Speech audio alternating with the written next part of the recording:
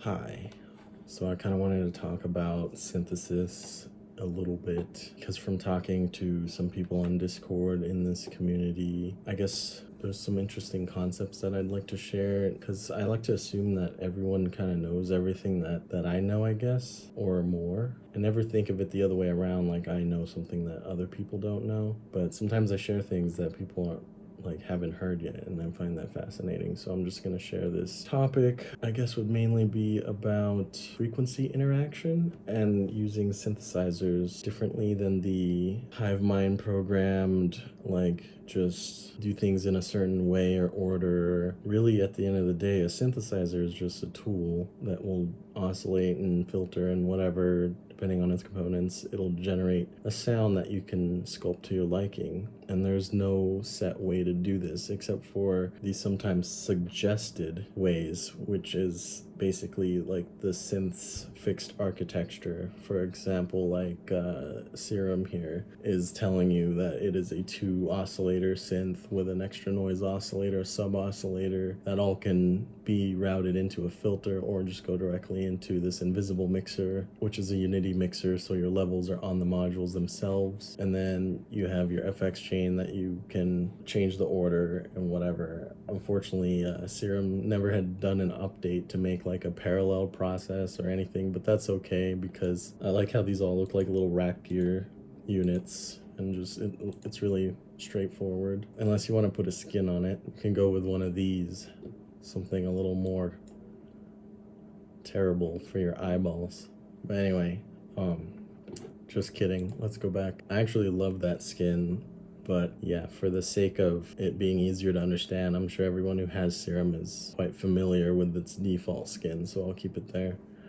So anyway, I just wanted to talk about frequencies a little bit and how to use a synthesizer in a way that breaks the suggested, how would I say this? The suggested signal flow, I guess, perhaps. If we break down Serum into basically a modular synth, of course we can't do certain things. It's not modular, basically. But if we look at what we have and try to use these components, there's a lot that's possible when you start to think of Serum as a synthesizer in a different way. Like, basically you have to unlearn everything you've seen other people using Serum, and then when you look at it as if you're the first person to ever discover the synth, assuming you know your way around synthesizers in general, you would be looking at this just the same way I would look at any other hardware synth or software synth I'm unfamiliar with.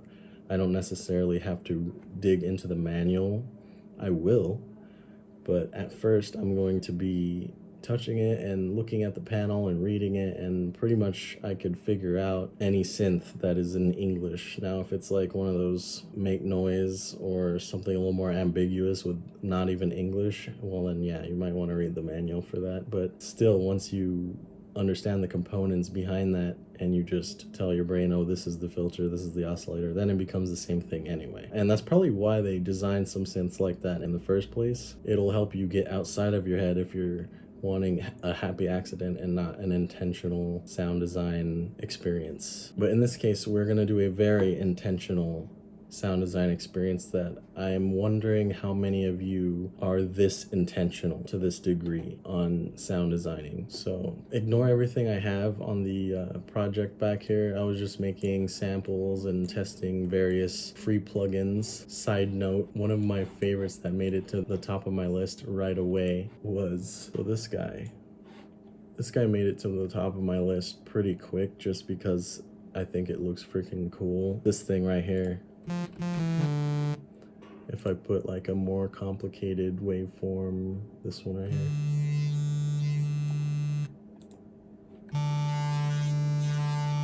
It just looks so good. You can even change the values here. There we go. That looks amazing.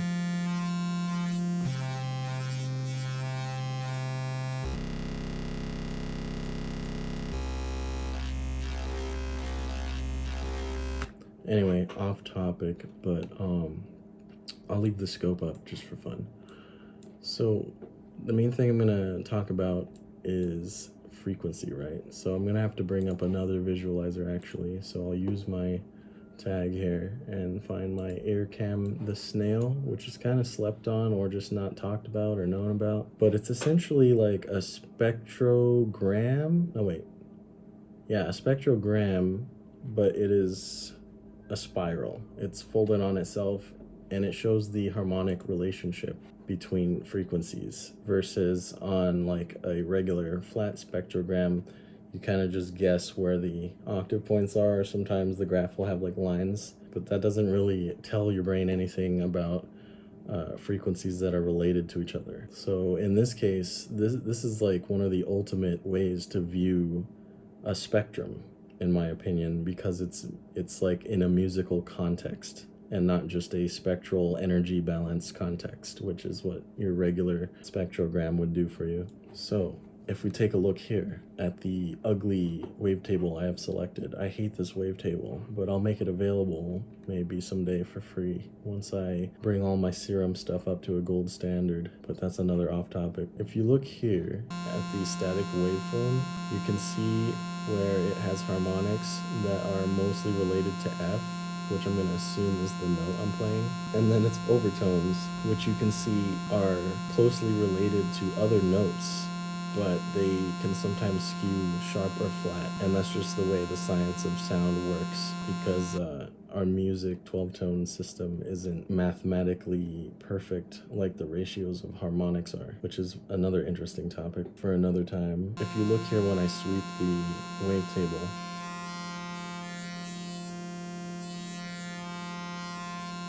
you can see all those little tiny harmonics, these little dots around this area appearing and disappearing, because if we look at this wavetable, for example, in this 2D sense, it looks like this mess of just waves cutting in and out. But at the end of the day, there will be points accidentally in this waveform where there is a stronger relationship for a certain harmonic. And so now I'm going to explain that in a vivid way and not such a convoluted, terrible wavetable way. And this is why I don't actually use serum in this sense anymore, where before, in the beginning of serum days, people like Cymatics weren't really as big of a platform yet. I remember watching their videos on some of their first sounds, and I actually bought, I think it was called like Nightmares or something, I don't remember, it was a long time ago, but I was super disappointed with my purchase for one, but I didn't mind losing the money because I wanted to learn what I could from their wavetables that at the time I didn't have any other way to source wavetables, and I wasn't really experienced enough to make my own wavetables, which by the way I do now. If you look, this is just some of my wavetables that I've considered final draft. They're not exactly all gold standard, which would mean I'm gonna have to go comb through them and make sure everything is balanced really well. Here's some more of my wavetables. These are my less important ones. And here's some more of my wavetables. So I've actually come a long way. And that was just designing wavetables with various means like resampling and serum at the point I started doing that anyway. And resampling other synths, hardware synths like my modular or VCV rack or whatever. But anyway, we're gonna go to a simplified wavetable. I'm going to actually use one of the default wavetables that come with serum for sake of the example. And first, before I even get into any explanation, I just want us to take a moment to analyze what's happening. So if we look at this wavetable, before I even play it, this waveform, I should say, this one frame, we have basically what is a square wave, because the waveform is very symmetrical in both axes. But of course, it's a analog sampled wave frame, so it's actually not perfectly square, but the harmonics will be symmetrical for the most part, and it'll give a square tone. So if we play that,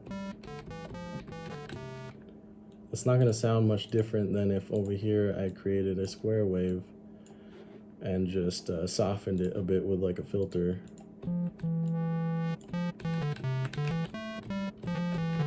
Of course, because of the asymmetry of the wavetable, you can hear some of that even harmonic, I guess, asymmetry. I don't know what else to call it. I view things in the terms of waveforms, and really it's hard to like assign words to the meaning of these sounds. It's really the best way is that we just all experience the same thing, and then it suddenly makes sense to call it what it is. But if you wanted to simulate something even closer to get those even harmonics, all I would have to do is so now there is an imbalance of energy. Every time this waveform is going to oscillate, there's a more weighted energy on this bottom half of the square wave because it's going to be at maximum amplitude at this value the whole time until it switches up to this point where now we're going to have this value of energy that will increase until the point where it switches back to the other side. And that's going to create overall a asymmetrical imbalance to the sound and give more even harmonics. Now, what's interesting about this is although the shape in the scope looks differently, Juno wave shape, you'll notice that it's now much closer. And actually to double check on that, I'll also recreate the square wave right here. So let's listen to the first one.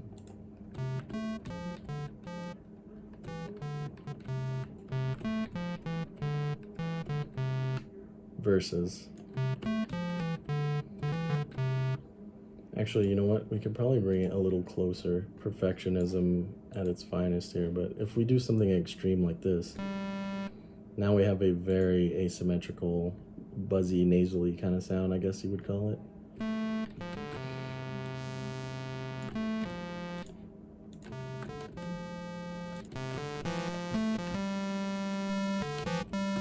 You can tell when you switch to the square wave here how it's very hollow and symmetrical, like you can hear it. Versus it's kind of exactly what it looks like. We have half of a saw and half of a square happening at the same time, so our brain's gonna hear 50% of those at the same time, which is interesting. In the case of the Juno wave, it will be impossible to recreate it unless I took a long time to get the filter right and change its phase to be, because as you can see, the waveform kind of starts in a weird phase, like instead of like here where it should be, which is actually fine. That's not a bad thing. That leaves you more opportunities for certain things, like when you use the bend modes. Now the 2 points will go closer together in a different way than if it was starting from here. Then the bend point would have more emphasis on the second bump here. So there's a lot of different things to consider. Everything matters in a synthesizer. And although in a patch, I suppose it wouldn't create much of a difference, there'd be a small difference. There are certain mechanics that are very important if you were trying to achieve a certain sound. And that's why certain patches just really are something special versus the average just batch of a bunch of patches that are unusable and just sound like a synthetic sound. But anyway, I never did get to the main point, so let's go to the main point, which is frequency. I want to focus on the Juno wavetable and its waveforms. If we just listen and cycle through them,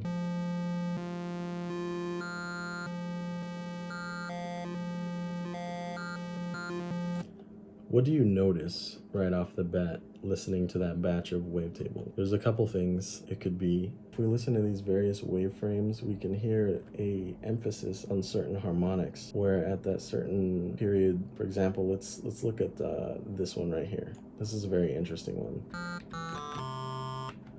Now, on the surface, a lot of people would hear that and just say, oh, it sounds like a video game or something like that. They're just kind of hearing the general philosophy. But to a synthesist who's very intentional about every little thing, you might actually notice there's a lot going on, because we're hearing two frequencies at the same time. Kind of like earlier with the half saw, half square, we were hearing both those harmonic profiles at the same time. In this case, we're hearing a lot. We're hearing everything we're seeing. We're hearing the profile of the squareness of these waveforms, which will be an odd harmonic emphasis or like a saturation or clipping or whatever you want to associate those sounds with.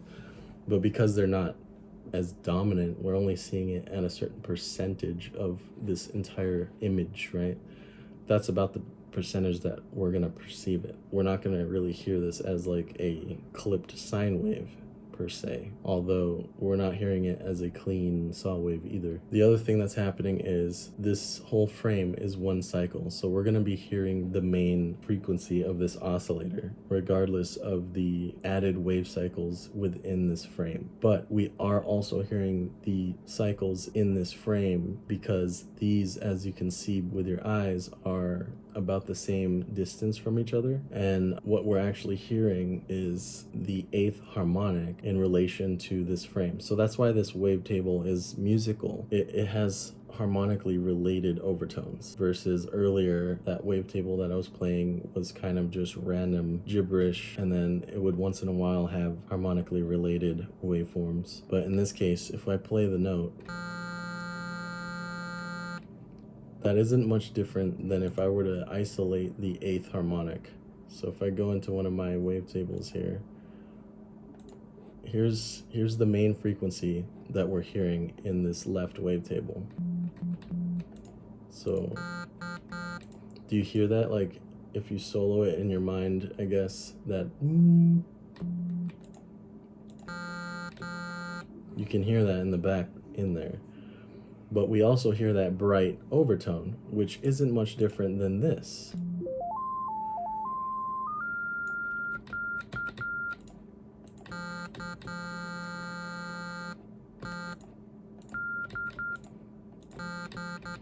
So what's happening is, because both these type of events are present, your mind is actually going to hear both of them in the same kind of percentage that it is depicted visually in the image of the waveform. That's one thing that's very interesting, is if you start to picture sound as waveforms and understand how these waves look in relation to their sound, you can get some interesting insight into sound design paths that you wouldn't normally have taken, I guess. So for example, this left wavetable here has, like I said, an equal share of the eighth harmonic and the first harmonic, which is its main fundamental pitch. But if I were to put a bend mode and destroy that relationship, that information, we're going to get two things happening. We're going to get, as I increase this, we're going to get the first harmonic. Sorry, I was looking at a UFO. That's crazy. We're gonna get the first harmonic emphasized, because as you see visually, when I bend this waveform, nothing is repeating until the next wave cycle, right? Until this frame repeats. This whole cycle is the fundamental frequency. If that didn't make sense, I guess I should have said that. The whole frame is the fundamental frequency. So the other thing that's going to happen as we bend is, not only are we going to get a increase in dominance of the fundamental frequency due to the fact that nothing in here is related anymore, nothing's repeating, but we're going to get the chaos added by these different waveforms that are less related to each other more than they ever were before. Because in a way, kind of like how when it was like this, the first harmonic and eighth harmonic were both very strongly present in the wave shape and distributed by percentage of how it is appearing visually. When we go like this harmonic exists for a very small amount of time during this waveframe. This is similar to sync. When you use sync on two oscillators, you can increase the frequency of one oscillator, but it will still reset synced to the other oscillator, forcing it to be in overtones of the first oscillator, even if they're not all perfectly on the harmonic overtone series. Due to their amplitude distribution being out of whack, they will still be related simply because it is synchronized and resetting with the master oscillator, which is typically set lower than the slave oscillator, which means it's going to act as the fundamental frequency. My point is, this right here, this little notch here, is going to be, who knows, like maybe the 12th harmonic or something like that. Like as you could see here, the wavetable I created only goes up to 10 harmonics, because past that it's not as useful, I guess, in the applications I use it. I could make a wavetable to keep going, but I just decided not to. But if I did have the ability to keep going, eventually I would reach a harmonic that the thinness of this peak right here would match this one. And that's what this would be.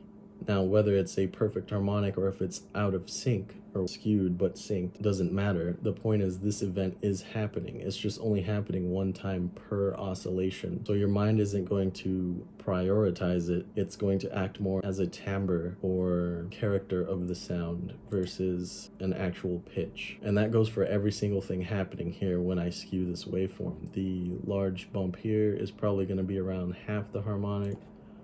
So like, actually it looks like fundamental basically. And then second harmonic, anything that's like around this shape, which I see nothing. It looks like we have some of the fourth harmonic happening in there. So we'll look for that one. Let's see if this checks out.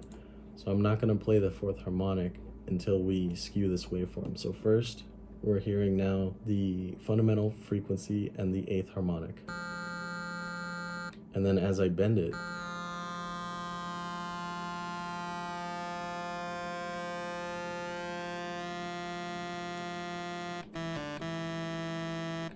notice that, like I said before, the fundamental is dominant now. So this pitch, you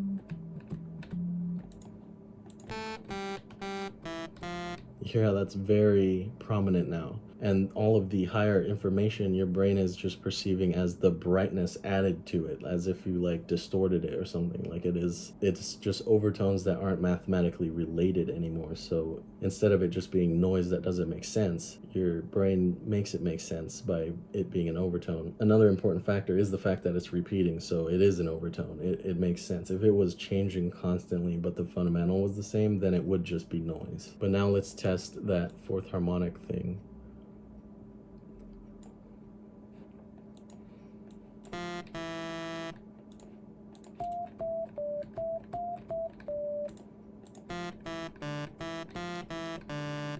So it's barely there. You can hear it about like maybe like 20%, which is about what it looks like in this image, right? You have this peak here and this peak here. Sorry, this peak here and this peak here. And also their distance from each other might be out of sync as well, which is kind of like when you take this, for example, and you do this. The position of these points is changing. Actually, this is not a good example because those are in fact going up in pitch in a synced fashion. But I can bring up a good example. So for example, in this wavetable, this is a third harmonic wavetable. So you can see here the bump on this third harmonic oscillator on the left looks exactly like the bump here. So essentially, this is what's happening is I have the third harmonic in this waveform, but because it's only happening once per oscillation, you're really just going to hear the first harmonic.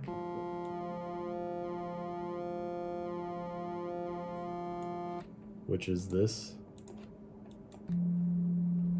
And then all of the information from the third harmonic is just going to cascade against itself, acting as overtones. This is actually one of my favorite wavetables because it is a good way to create a sense of mono width, especially on a low register.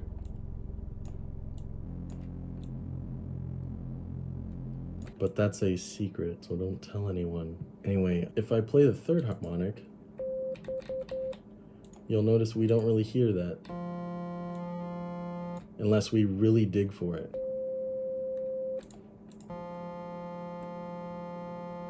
You can sort of hear it. And if you look at the snail here, look at this position here, how it does in fact exist in the other waveform.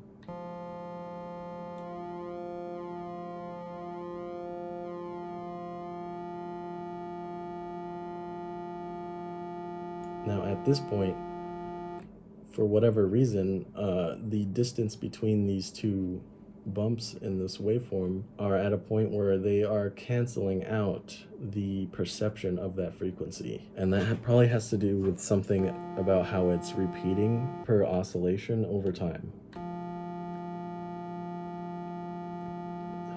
But as we approach something closer to this picture over here, we will start to hear that harmonic.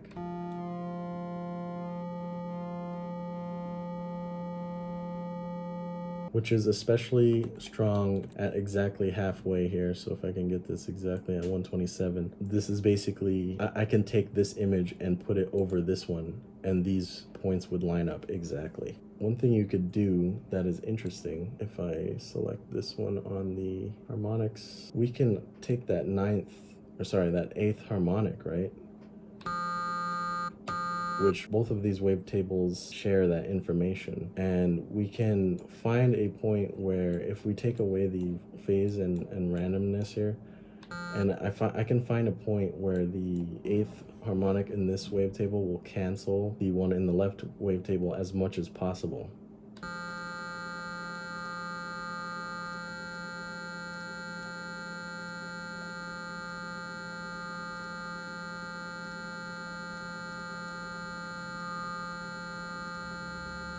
So this is kind of like EQing, right? Notice how when I move the phase out from this position, how the bumps will get increased. Because at this particular phase right here, they are in phase. So those bumps are going to be accentuated a little bit. Versus here, they're more canceled than they are accentuated.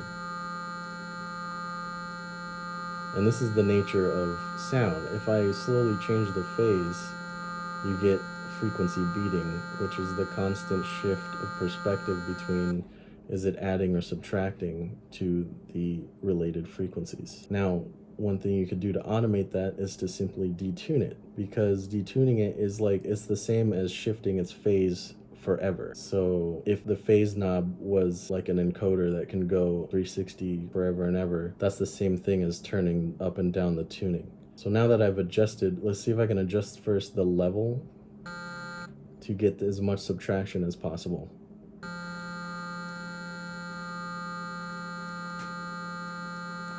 So now we have a healthy balance of adding the eighth harmonic in these points here that it was not present, and subtracting in this point here where it was present. And so now when we slightly detune the second oscillator, we're going to get an overall balanced movement of the eighth harmonic, but the first harmonic shouldn't be as affected.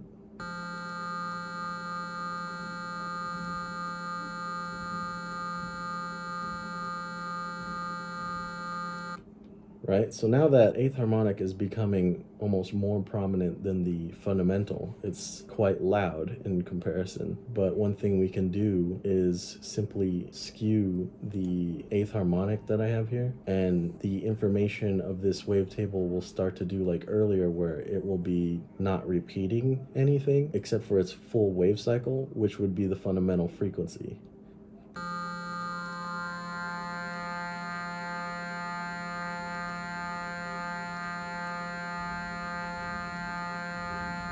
And same goes for the Juno wavetable. In fact, we can take the eighth harmonic less and less prominent by simply skewing these with the bend mode.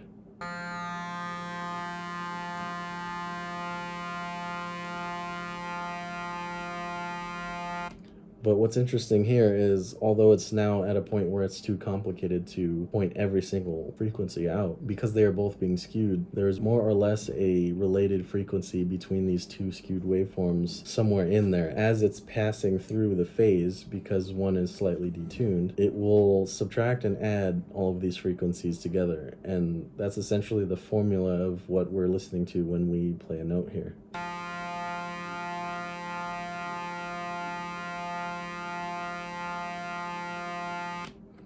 So to take this topic further, I wanted to show you one of my special wavetables where I've created essentially a chord with just a single wavetable, which I didn't think that would be possible until I realized some of this in how sound works. Because if you think about it, a chord isn't much different than a polyrhythm. In a polyrhythm, say like 4/3, you have 4 and then you have 3, right? And essentially, these 2 points are your sync points where these two rhythms meet. This point is this point, by the way, so it's really that. But anyway, essentially a chord is like these events happening in your waveform where they are related, especially a chord that isn't a musical chord like you could play on a piano, but a perfect harmonic chord, which the chords in our 12-tone scale are pretty close, but like I showed you earlier on the snail, they slightly diverge from their perfect harmonic overtones, but we can still get something that is recognizable as a chord that we all know. So if I go into my wavetables here, I have what I've called a 7th chord, which I'm not a music theorist, I'm a synth theorist, if that's even a thing. So you can work out whether this is a 7th or a 5th or whatever. The point is, what we're listening to isn't even a chord. I'm going to play one note on my keyboard.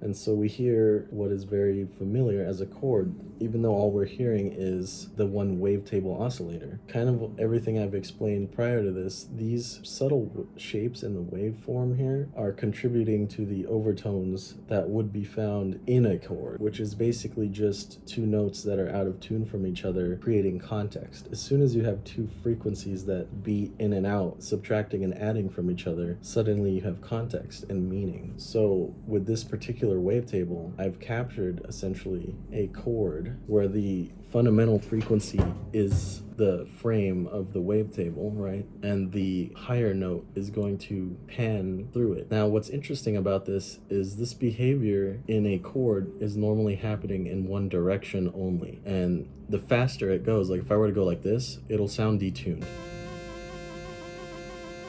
Right? It sounds like the pitch is moving up and down from the chord, which it is actually. Here, I'll just show you. If I take a LFO, this is a chord. This is how a chord would look. I basically have created what I like to call a cyclable wavetable, which I don't know if anyone else has done. Maybe they have, I don't know. I actually have an entire list of wavetables that are like this, that are perfectly loopable, which is insanely powerful once you start taking Serum to levels that no one else has. Or at least the common people using Serum aren't probably thinking about using it this way. But anyway, so this is where it kind of gets mind-blowing with Serum being used this way, is not only are we considering frequency and their interactions, but the time element now becomes something we can play with, which none of this makes sense without time as an ingredient. People say sound waves are mainly amplitude and frequency. And although frequency is measured over time, that doesn't make it count as that ingredient. The third ingredient is time, because when you change the phase of certain things and do things at certain rates, you start to get different results that don't make sense if everything was just laid out plain Jane, so to speak. I'll have to find more examples of that, because that's kind of a hard phenomenon to describe, and I don't run into it often. It has to be certain conditions where something like that becomes obvious. But because of phenomenon like that, I've created certain wavetables. For example, I have a pulse width modulation square wave. This pulse width modulation square wave is what you would normally see something like in a analog oscillator. It has its pros and cons, because there's no best way to do any one thing. This is just like cooking or like any other thing where you have all these ingredients and there's just so many ways you can put stuff together, and their conditions will have different meanings and whatever. But in this case, the negative aspect is that when you, say for example, are over here, you have a very large DC offset on the waveform, because a lot of events are happening, say, on this negative part. If I were to play a ton of notes, you'll notice on a more proper scope, hold on, let me get a direct current scope in here. This might crash my computer. Okay, my computer didn't crash, woohoo. So if I open VCV rack here, now we have a different kind of scope that's more accurate and less pretty. If I were to say play like a ton of notes like here, you'll notice there's more information on the negative side of the 0 point on the scope. And that could lead to problems when you're doing processes that are, like, say for example, clipping. If you were clipping, it would reach the information on one side of what you're hearing versus the other. And a simple way to fix this, if you didn't know, is to create a DC decoupling, which is a high-pass filter. I like to just use my high-pass 6 here, no resonance, put it all the way down. Here, actually, you know what? Let me demonstrate an actual DC offset problem. Let's just make this the wave. So now there's a extreme imbalance to what's on the top and bottom of the 0 point. There we go. That's basically what I was talking about. You see how far below the 0 point we have this now? Now if we put a high pass filter, it will center that. The reason it didn't work so much before with this one is, although it looks like there's more happening on the bottom side here, like I was saying, the amount of energy happening here on this smaller value, because it's greater in quantity. I don't know how to explain this. It's actually balanced is what I'm trying to say. Like this area is smaller and it has a higher value. This area is larger and has a lower value, and it turns out they're actually balanced, which is how this waveform was created, by the way. I called it square PCPWM. It just means square wave phase canceled pulse width modulation. So basically this pulse width right here is being made from a saw wave that is canceling itself out, which is probably how they do it in some analog modules, which is why I see this behavior a lot in analog pulse width modulation. Now, other versions of pulse width modulation, for example, would be...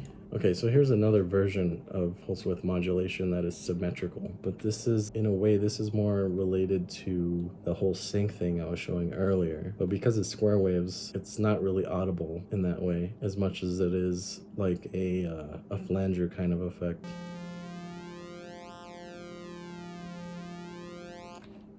I'm gonna bring the pretty scope back.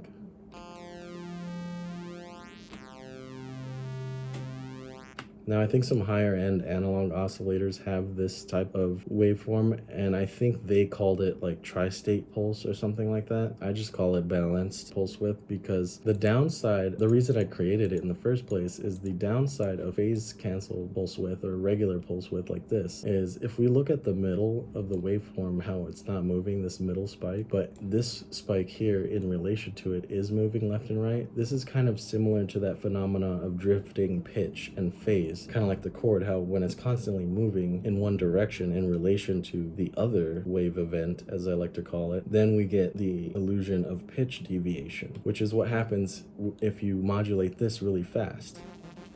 Let me go ahead and put a LFO in there. You hear how ugly that sounds because the pitch. And actually, you can see that here in the snail, which is another reason why the snail is amazing. The phase is changing in a certain way that it is giving the illusion of pitch change, because technically the pitch is changing for a small amount of time before it shifts back and goes the other direction. And so you get this buzzy, ugly kind of like hornet swarming kind of sound. But when you use symmetrical pulse width modulation at the same rate, now the harmonics are fixed in place and they're only going to cancel in and out at the same position in frequency. I don't know how to explain that, but essentially instead of them moving left and right and being constantly present, now they'll instead stay still and cancel each other out. So they'll pop in and out of existence, which is in my opinion a more pleasant sound, especially at higher rates.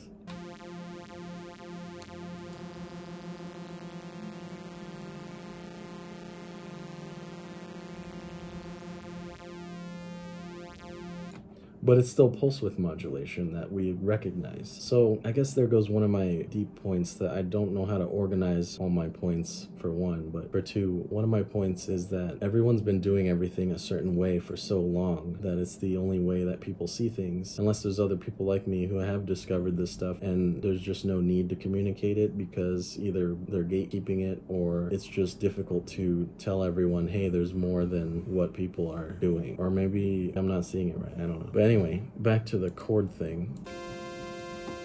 If we shift this, this is kind of like the pulse wave that I had, the regular phase canceled pulse wave. And you could tell I'm very like visually minded because I have to like see it to explain it. But sound and seeing it are very related to me at this point. Since I've been doing this way for so long, I can actually hear a sound in my mind and basically see more or less what it would look like. So if I had a steady enough hand, I could draw like a wave shape and it would be what I'm looking for. But also that's not really that possible, by the way, because the things I would need to draw to get the timbres right and the overtones would be so tiny, like you couldn't draw it. And they would have to be perfectly mathematically related for them to mean anything at those levels, kind of like earlier we saw with the ugly wavetables. Once you start getting information that isn't related, it becomes noise. So it'll become less coherent the less related it is. And this principle kind of applies everywhere on sound, no matter what. But anyway, kind of like in this wavetable here where this middle spike is a fixed point and then this spike here is moving around it and it's creating that illusion of another pitch, another wave event, but it's fixed in time because it's a wavetable. So I can freeze it wherever I want. I can do weird stuff like this if I wanted.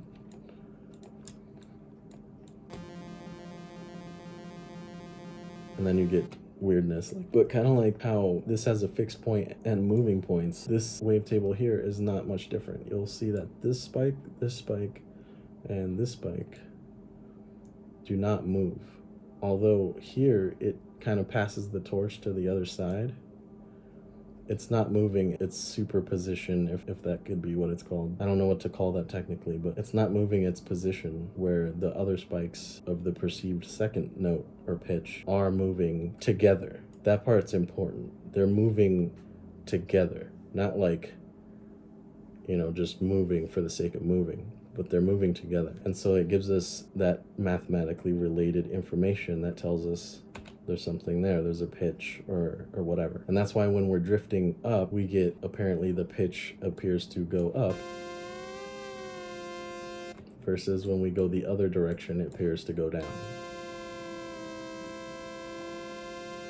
Because if it's moving in one way fast enough constantly, the distance is constantly being increased, and thus really you have the same exact result of having a second saw wave and you're turning its pitch down. It's the same thing. Of course, serum isn't perfect, and eventually you will reach a point where this method is different simply because it can't generate the frames fast enough, and you start getting, I don't know how it works, how Steve Duda coded it, but you get like averages or something. I don't know what it's doing, to be honest, but you can see in the scope, this part right here is moving and this part isn't.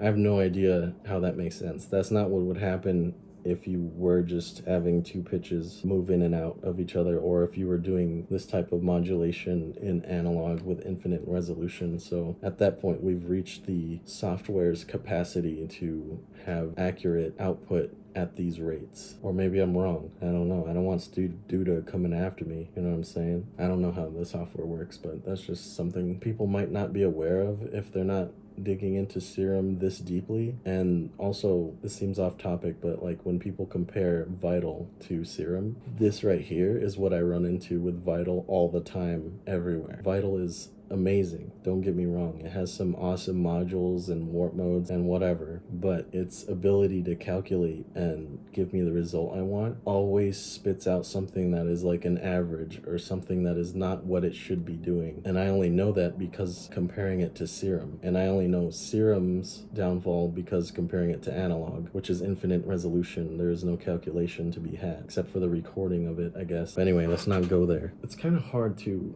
really form all this into a package and say that it had a point, when really it's all just experiences. And you'll notice the nebulous data I've given, it is more or less useful if you plan to use it. But the thing is, you won't exactly know where to use it unless you were into this already anyway. So I guess there's not much to say other than I plan to eventually make a pack for serum that will have a lot of these advanced methods And when I can find a way to categorize them down into a more deliverable way, I will release them with explanations on how to use them. And no, this won't give you any advantage over a regular serum patch that anyone might have made, but it is at least something different, which is why I do modular synthesis, because the more different it is and the more steps it took you to create something, the less likely that someone else is going to come out with the same results. So if you're looking for uniqueness, that's pretty much a solid bet, is to just do things in a strange way but still get a good result out of it. So like, for example, we can use this chord, we can start a patch here with just this chord wavetable alone and think up some kind of clever way to use it. I can tell you right off the bat, since the bend mode is still on there, it's kind of like earlier with that Juno wavetable, that if I were to bend this wavetable like this, we will actually stop perceiving the chord. And the reason is the same thing that I've explained with all the information prior. So maybe there is a way to structure this in a point-by-point kind of chronological order. It's just difficult for me because it's such a nebulous topic. Kind of like earlier with the Juno wavetable, when we skew the wave like this, all of these points start to become less and less related, and the only thing that's really going to be repeating now is the entire frame itself, or the fundamental frequency, right? So here we hear a chord. Sorry, let me turn that LFO down. Here we hear a chord. But once I skew it, we're going to hear the fundamental. And if I freeze the LFO, even more so.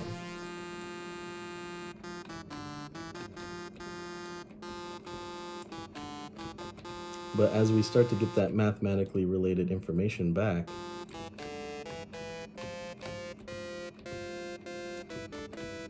wow, it's a chord. How about that? That's kind of trippy stuff, right? Also, I realized something just now that I should have said earlier, how the chords in our 12-tone scale or whatever, like whatever chord this, if this is in fact a 7th chord, this chord, when it is frozen and the LFO is not moving, the pitch above the fundamental is a harmonic because it's fixed on the exact same pitch of the fundamental. It's a mathematical multiple of it, so it's not going to move left or right or anything like that. But when we animate the wave table that I've created, which is the complete cycle of the chord and all of its phase, so it's full range of phase as it is canceling in and out, passing through itself. At this point, we are deviating from the perfect harmonic ratio, and the faster we go, the higher the pitch, the stronger the deviation. Now, in actual music, I think the chord sits around somewhere about here, but it's more or less, at some point on this LFO rate, it will be the musical relationship versus the harmonic relationship, which are very close together but very different. So here it's like flat.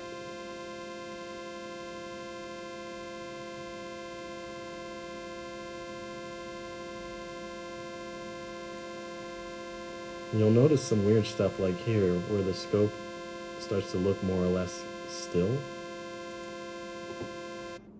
We can try and narrow that down with a more accurate scope here that I can actually tune the clock to.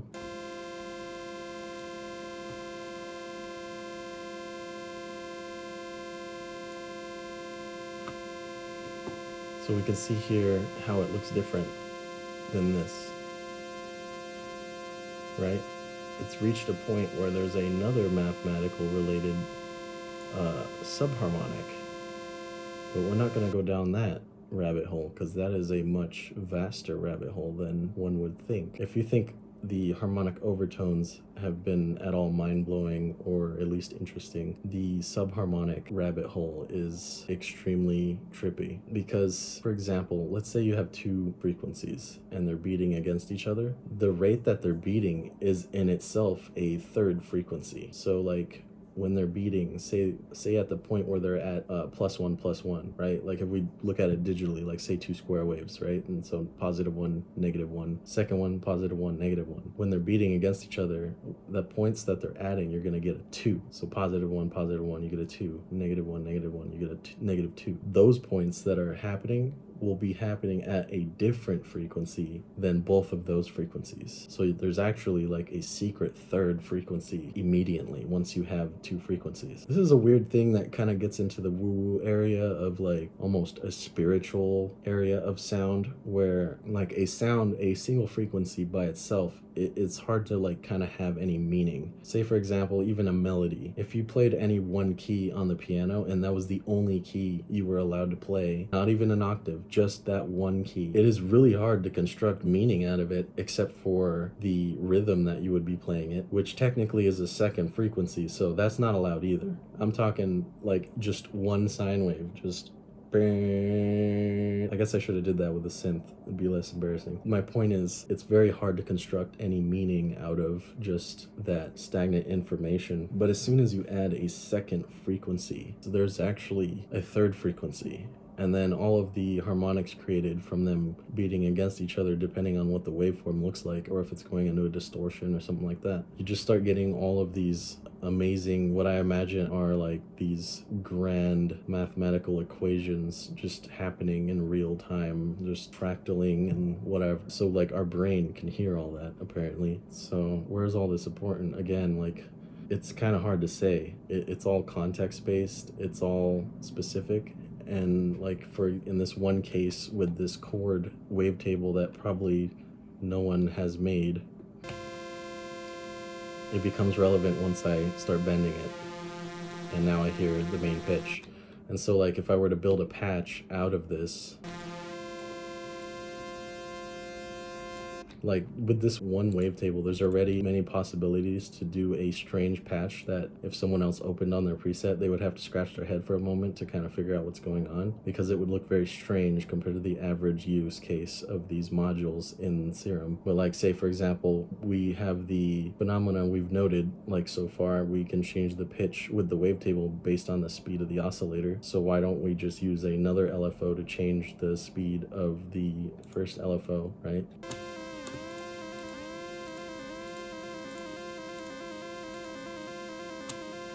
All right, already getting into strange, almost modular sounding territory, right? Just because it's strange. It's not something that you are commonly doing, I guess. You know what I mean? So because you haven't heard it as much, it's already strange and different. If I wanted to, I could fine tune this and get it to not be microtonal and get it to be actually like notes or something, but it would still have that weird kind of slew effect it seems to have generated.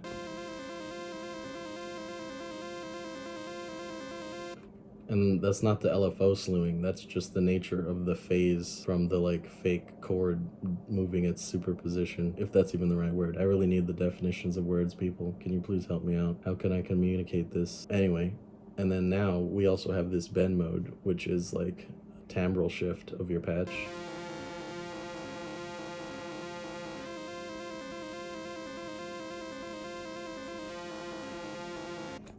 You know what, I kind of like it. Let's move on with this, actually.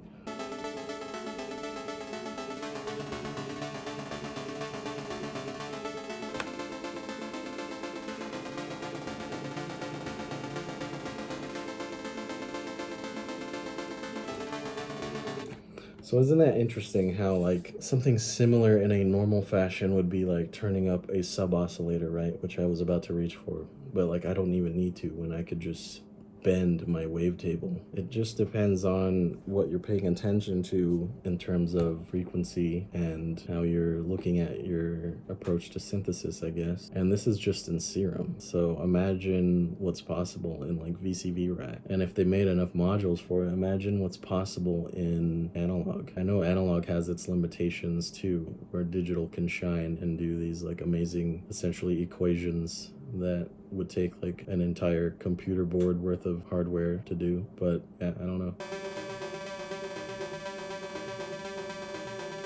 That's another thing, by the way. If you want your stuff to sound a little bit different, don't leave all these on 0 all the time. Like, you can even just change the fine tune like this, and it's already going to be different compared to other elements. Because if you had like 5 instances of Serum and like other synths that were all just perfectly in tune, you're going to hear the buildup of resonance from everything being perfectly related that way. Versus it can still sound in tune and musical, but it'll have breathing room to beat against each other if it's just slightly out of tune. That's the one thing that's like, that doesn't happen in analog. You don't have everything perfectly in tune. It would take effort to make that happen. So we get that for free in digital, and we forget that that's like enabled in a sense. So really, like, if you want to have a more analog sound, again, can of worm topic, but just change the fine tuning of like everything in your session very slightly, even if it's like 1 cent on every synth, and all of them were different, right? You would get this more of a buzzing kind of width sound of everything beating against each other. But keep in mind, this can also cause problems with phase cancellation. So it really depends on what you're doing too. Say, for example, I don't know why anyone would do this, but say you had 2 sub waveforms or elements that had the same frequency, right? So perhaps the fundamental of a kick drum that you have, that for some reason the fundamental is the same pitch during the entire event of the kick. And then if you had a bass synth that was the exact same pitch, but if they were slightly off by 1 cent, eventually the phase cancellation will be in opposite phase and your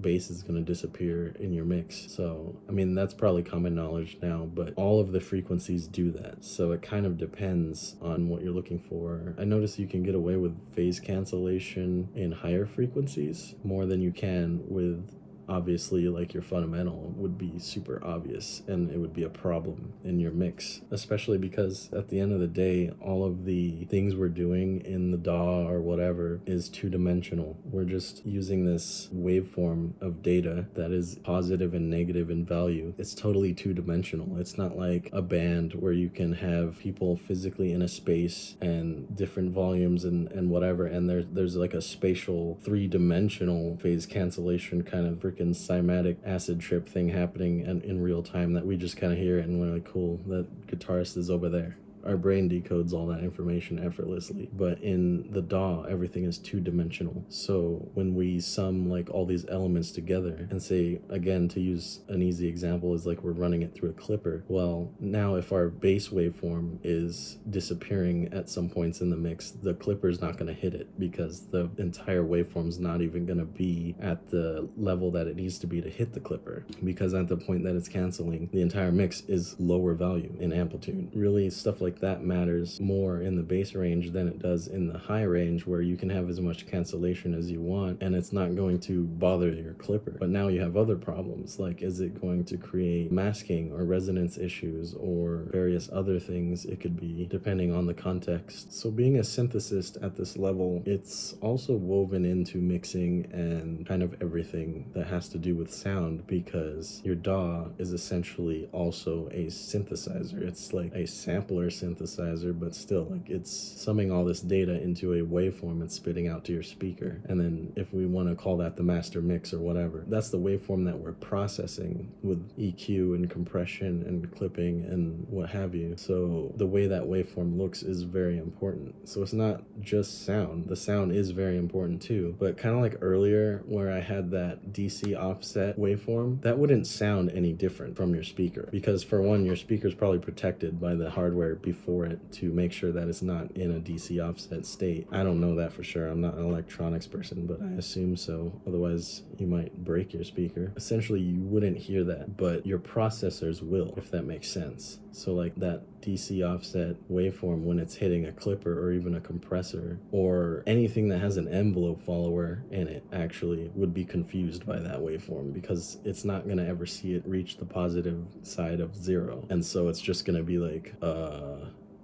this is just a strange, like, never happening sound. It's not necessarily like a long sound that's ringing out, which your envelope follower would see and create like a long envelope, right? But really those waveforms are moving in and out through in 0. If your waveform was just at 0, your envelope follower is not going to even see it. It's going to be like, what is this? Depending on how the envelope follower is made, though, actually. So yeah, that matters too. It can go as deep as you're willing to go, and at the end of the day, that's also an important factor. Is if you're just trying to make music as fast as you can and you don't really care about sound design or creating unique timbres or any of that, then I would tell you with everything I know that you don't want to even do any of this. You would just go get presets and cycle through them, and that's the fastest way that you're going to get to what you hear in your head. But the con is, if you found the preset that was closest and it was only 90% of what you wanted, well, basically you have no idea to get that extra 10%, but you're saving yourself time not getting that extra 10% and just putting up with that 90%. But if it was important enough to you to have exactly the sound you hear in your head, say for example you were doing a genre of music that was extremely saturated and you are trying to, as they say, stand out. Genres don't exist for me. I'll just disclose that right away. It doesn't make any sense to me. That's something that fans made up, and like, it's really just people recognizing similarities in what at the end of the day are just patterns of sound. But we can call it music and genres and rhythm and whatever you want to call it, melody.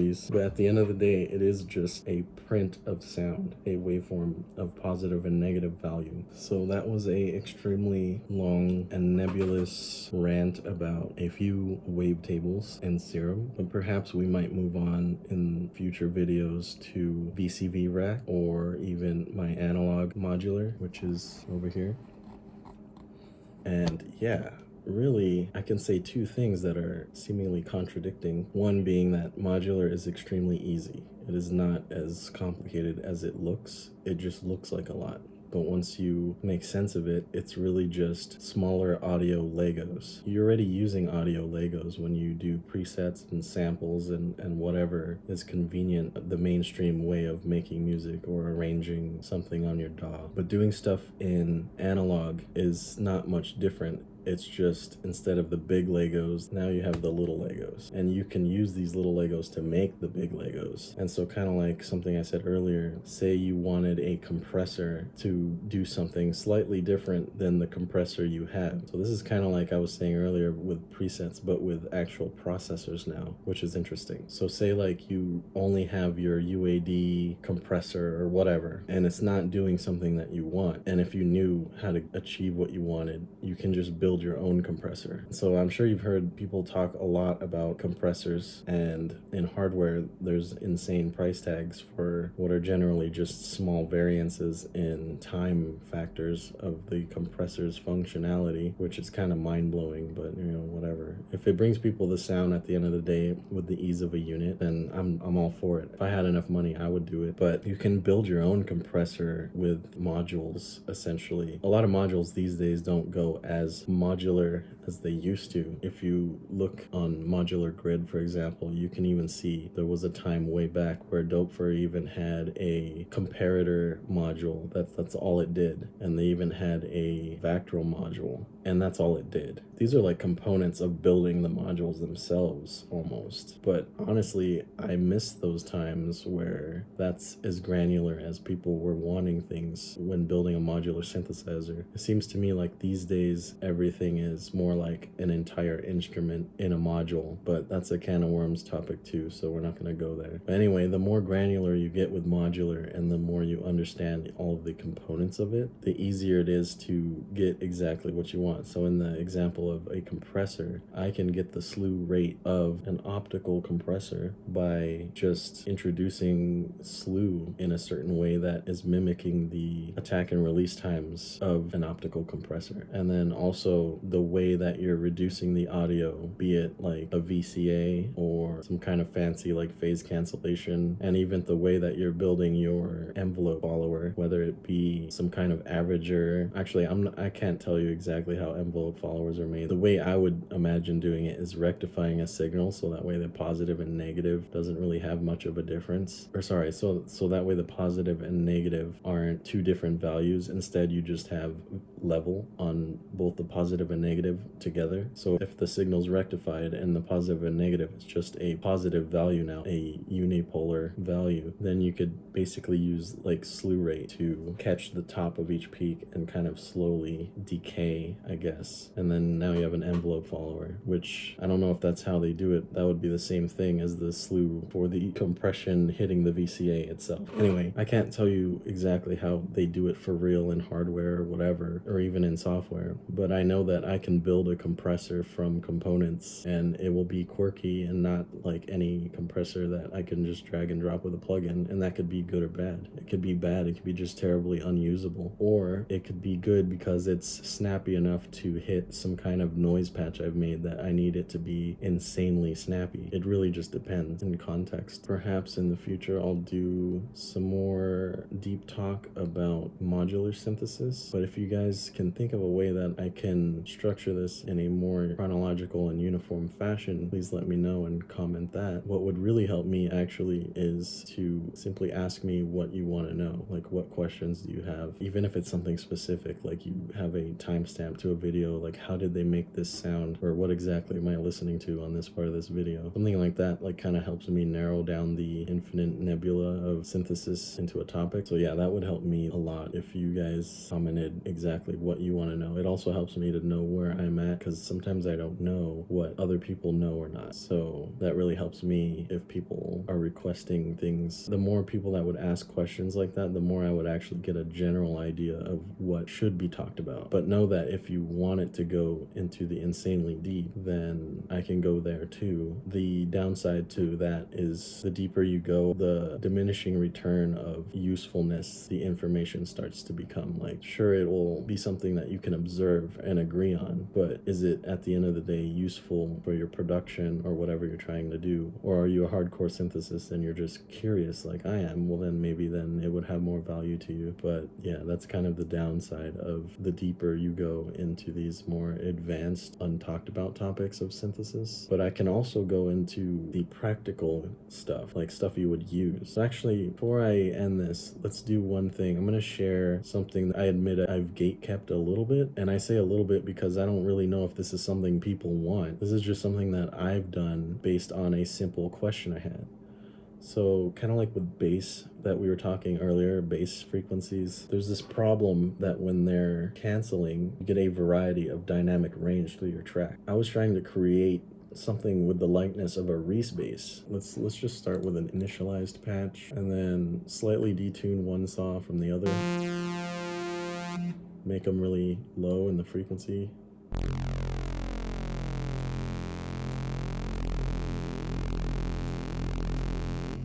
Man, that scope is not helping. Let's switch back to this one.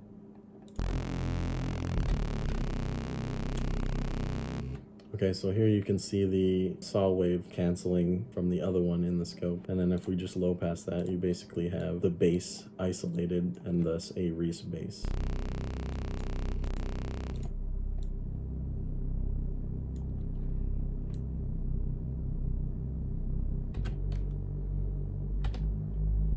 Now, if you can't hear that, because that is like extremely low sub frequencies, you can just distort it a little bit.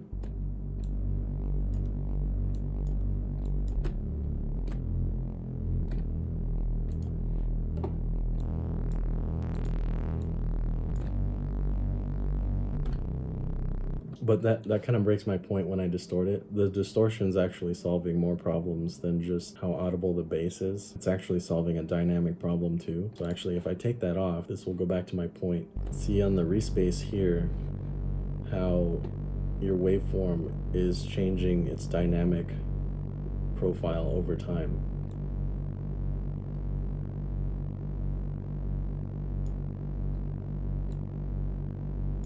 Which is especially visible when the scope is zoomed out this far. Now, my idea I had in my mind was, how can I get the sound of a respace but not have this variety of dynamic range, which can be a problem when it comes to mixing, right? Because say for example your kick is hitting on the point that wave was high, you're gonna hit your clipper and compressor and whatever a lot harder than that time in your mix where that diamond shaped wave there was at its lowest point. Your kick hits there and it's not even hitting your compressor, so there's kind of a problem there, right? One of the solutions is what I did, just to put a distortion on it, and you'll notice it kind of evened it out a little bit, but you'll see that there still is variety. So I was playing a lot with the whole concept of constructive and destructive interference, which is just what we talked about earlier with the +1 is +2. That would be constructive interference, and then negative interference is like +1 plus -1 is 0, so total phase cancellation. Or you can have +2 plus -1 and then you get +1. It hasn't completely phase canceled into 0, but it has destructively interfered with each other or added together. You've lost data. So anyway, going down that rabbit hole, I was trying to find exactly what phenomena was creating the respace. If I initialize the patch here again, I noticed that a pulse width modulated square wave has a similar phenomenon in my opinion. So if I take a square wave and I put a filter on it, if I play a square wave at a low pitch and then I automate the pulse width modulation,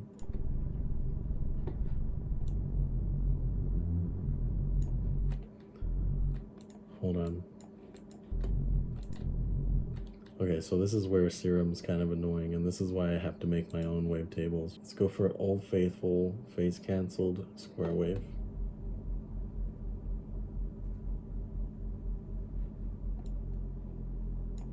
And I'm going to reduce the range here. That way it doesn't go to silence. I'm going to just have it kind of drift left and right a little bit. So notice that this has similar properties of the respace. So like I'm looking at these two spikes here in the wave as they're deviating from each other, and then, you know, they're diverging and converging from each other. And it's kind of creating that same distance that like the delay into left and right speakers is doing, but in a mono sense. So it creates like width, even though it's completely mono.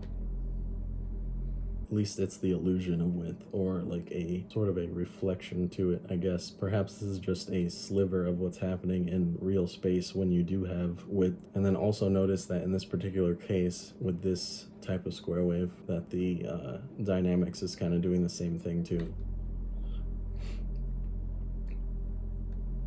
So no closer to the goal, but then I was thinking, okay, so these 2 points creating different space from each other is cascading the overtones in a way that creates this illusion of width. It's kind of like a comb filter that's like making these harmonics appear and disappear in a certain pattern, which I can show if I open up a visual element here. I'm going to drag this over to the Serum channel, and now we have my spectrogram that I like. Is it graph or gram? I get confused. I think this one's a graph, right? This is a spectrograph.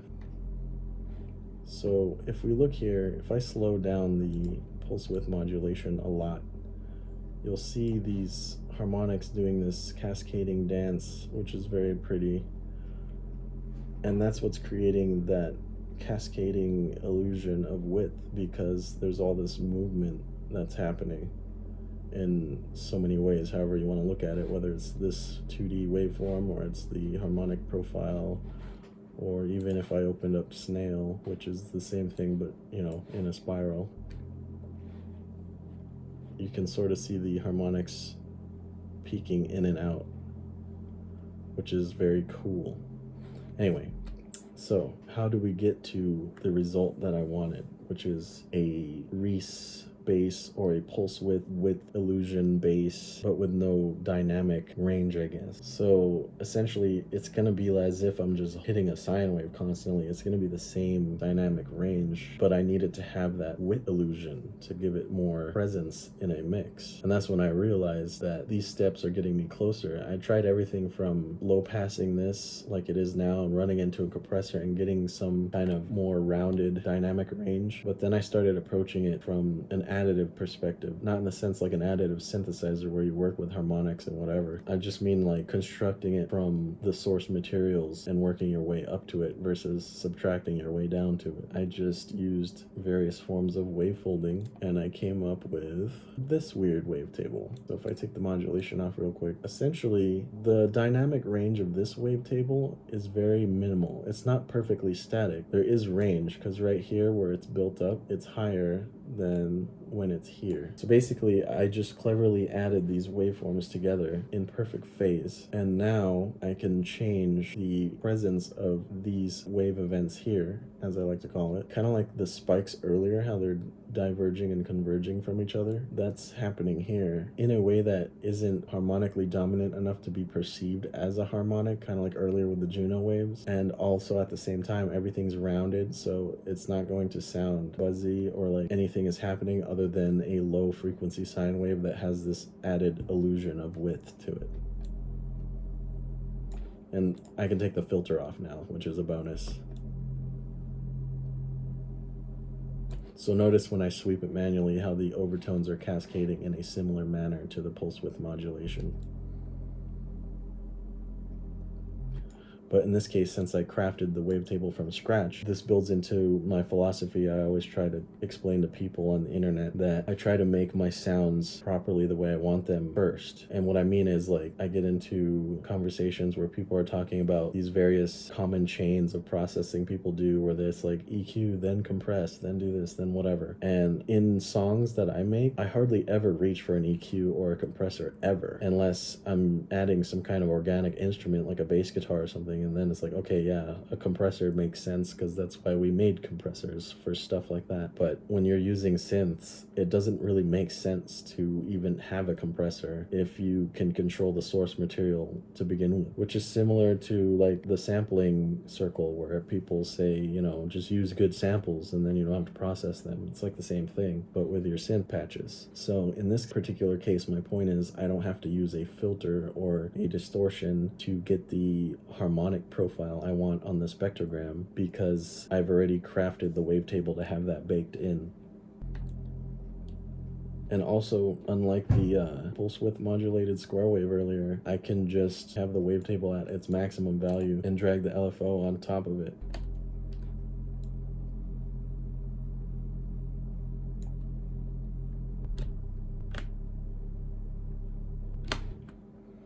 So yeah, there's that.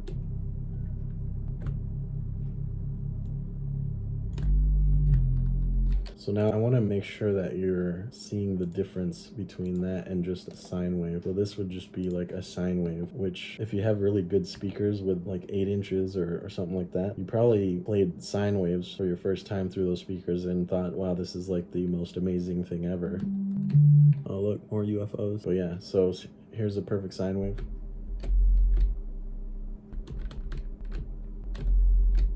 Yeah, so like on good speakers, that sounds really bassy and rumbles your house and whatever, but like nobody's gonna hear that. The car's not gonna hear it, the phone's not gonna hear it. You know what's really gonna hear that? Your processors in your master chain. So that's not really a good thing. When you use this waveform,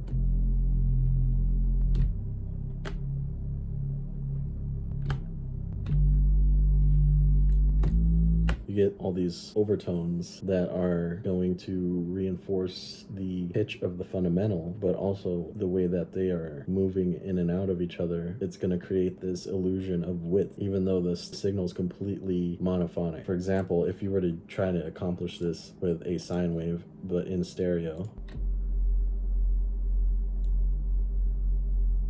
even in stereo, you can hear them beating against each other. And then if I were to make it monophonic, sorry, not monophonic, but, you know, not stereo, make it mono, then you can see the complete phase cancellation to silence. So yeah, this is where the deep diving has some particular cases of payoff, where you discover something that is so simple, but no one's looking for it. And now if I ever want to introduce like a stereo with bass in my track that is perfectly mono compatible, also perfectly dynamically compatible for your processors, now I just have that off of just one wavetable. I haven't even begun adding to the patch in Serum yet. So imagine like when I add distortion and filtering and whatever, depending on how I want it to sit in the track. But this is totally usable just like as a wavetable.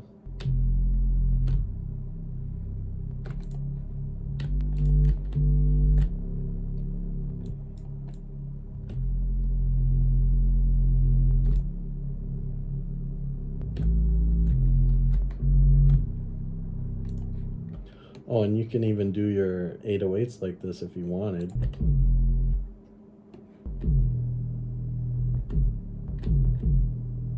So yeah, I guess there's one thing to take away from this if you stuck around for it. And if you want to see more random rants or whatever, if you have any advice on the length of the video or whatever, I'll do my best to consolidate all of this information into a structured script, I guess. But for now, it is easier to just talk about it and then figure out how I would categorize it. Because like I said, it's such a nebulous topic. It's hard to find what to talk about. It's hard to figure out what exactly people want to know, especially if I don't know what people know. So anyway, it'll get much cooler in modular synthesis where we can start to look at waveforms on a very tangible level. Like Serum is useful in the sense that you have two oscillators with the phase sync. That I find very helpful and actually an advantage over VCV, where in VCV I have to constantly send a trigger to sync my oscillators. But in this case, the phase, they're always synced if your phase is set to a certain position in the synth. So every time you hit a key, your gate is already hardwired to the sync of your oscillator anyway. Otherwise, your phase would have to be all the way up in its random mode. Let's see, what did they call it?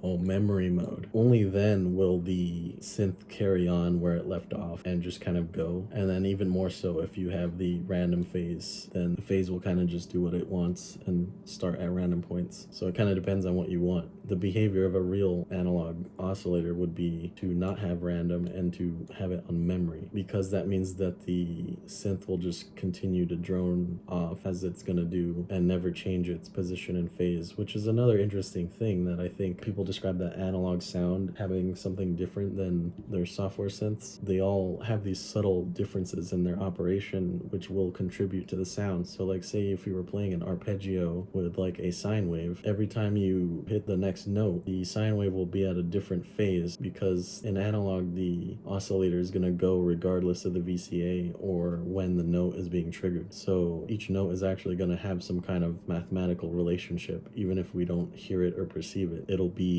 consistent, versus on a soft synth where every time you hit the next note it resyncs to the beginning of the phase of the sine wave. Depending on the BPM of your arpeggio, the sine wave, if you were to take all the space in between each hit and fill in the blank, the sine wave will actually be resetting and not be related in that sense. It'll be more related to the sync of your BPM. So there's always some kind of relationship, kind of like we were looking at with waveforms earlier. There is no nonsense, basically. Even noise has a strategy to it, because noise can't be noise unless it's a certain combination of conditions. Like for example, you can try to create a noise out of a pulse wave that is being modulated by noise, I guess, and just the lack of dynamics in the waveform will make it distinctively different than white noise. So yeah, every single sound has like a recipe to it and a certain combination of conditions in order for it to actually become something.